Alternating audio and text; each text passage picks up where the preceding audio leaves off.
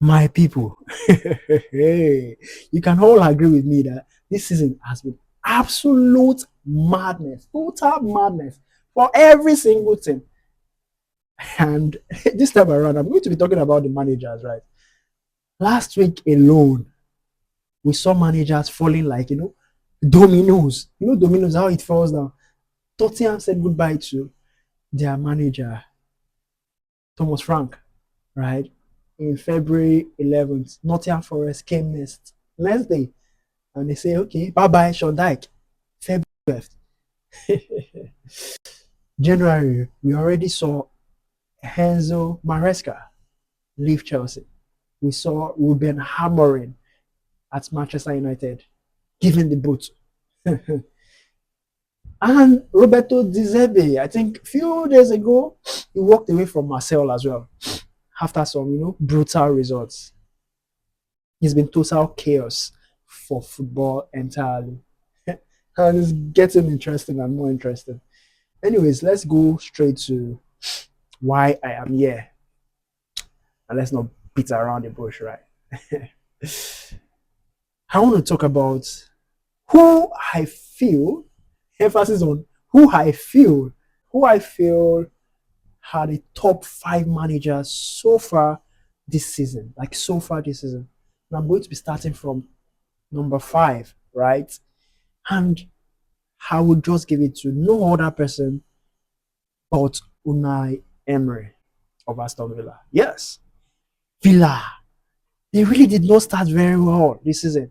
We can all agree they were struggling at the beginning of the season, but Villa are quietly insane this season. Like, you look at them and you think, man, but boom! They are picking up points gradually, they are organized, they are tough to break down, very tough crack to break down. Emery's juniors, he needs to be studied. And it's not the first time he's doing these magical things. He makes his squad so, very difficult to beat.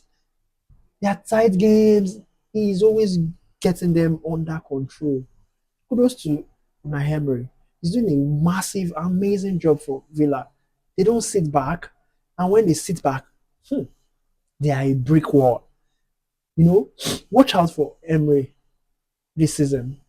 He has been doing so much. Even if you have not noticed, try watching this game, or you can watch the highlights and you see what I'm talking about and can testify.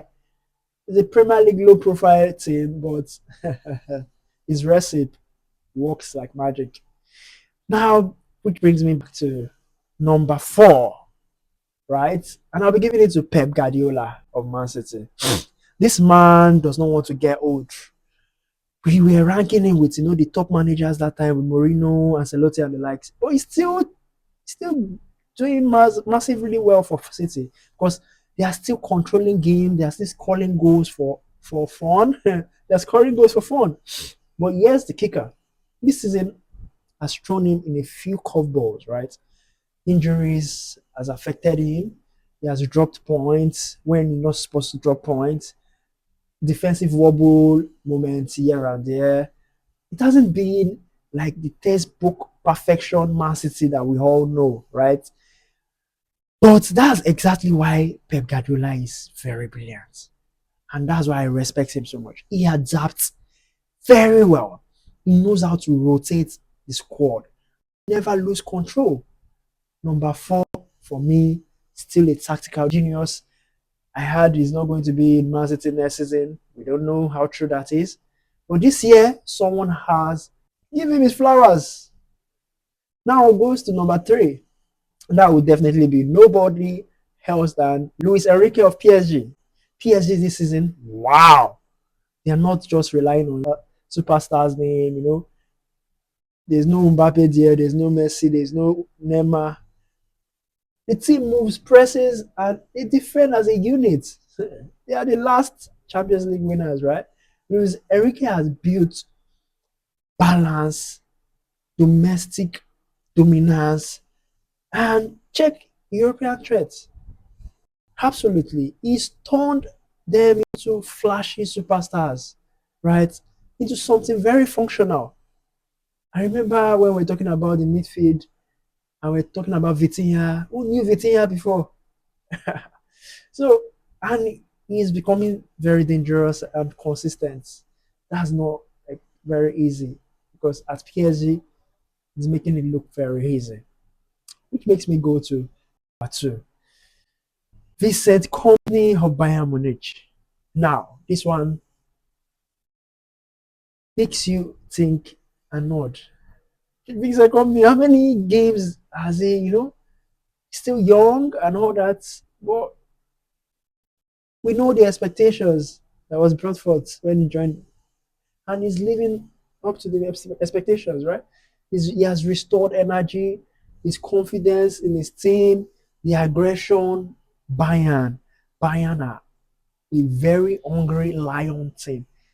Their youth, experience, blended, seamless, pressing, attacking, defensive, solidity. This team is almost everything. They've got everything.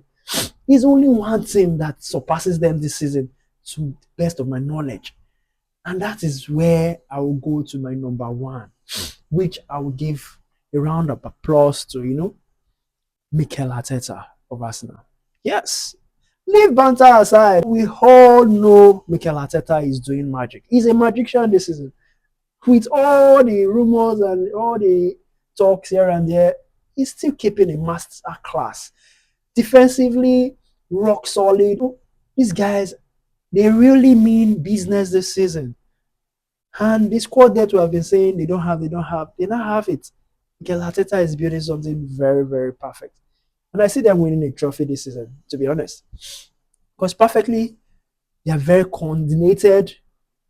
Offensively, high, multiple goal threat, right? They are with very intelligent overload. But the biggest and most important factor that they have right now is the mentality. That mentality is what Mikel Arteta should be giving his flowers. We should give him the flower for that. He has built this mentality in this team. This has nothing. They don't panic. They don't fear anybody. They grind results. They control emotions. They are in their own world. They take big games in stride. Arteta has grown the team to be very evolving, right? They are now, I don't know the big word to say again. To me, he's just my number one manager of the season so far. So there you have it. What do you think? If you had to rate my, top five managers of the season, I mentioned Emery as number five, which is quietly amazing. Pep Guardiola, still a light, very, very highlight, despite young managers prompting coming up. Enrique, we know, is a very functional genius. Company, a young manager, but he's restoring the Giants. Then Arteta, a masterclass in identity, performance, and mentality. Now tell me, do you agree? Or do you think I'm just blabbing? Let me know who you think should be removed from this top five, who you think deserves the hype that I just gave. Let's debate, let's argue. See you in the next one. Peace.